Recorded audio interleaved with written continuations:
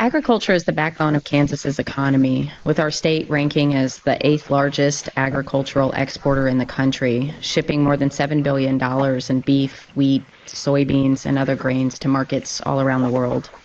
But today, our producers are facing significant economic uncertainty due to trade disruptions and inconsistent policy changes.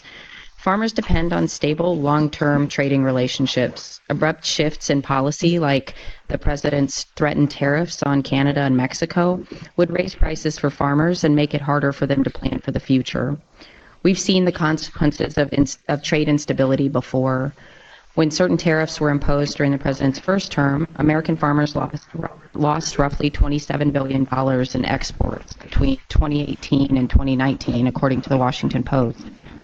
Many had to rely on USDA programs to stay afloat, putting the financial burden on all hardworking Kansans.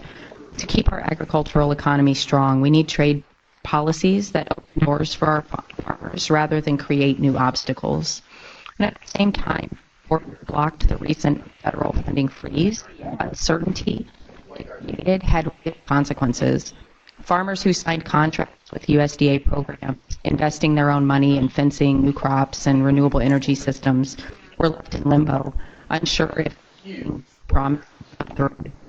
The same is true for food aid programs, for which Kansas producers supply a significant share of the food distributed worldwide.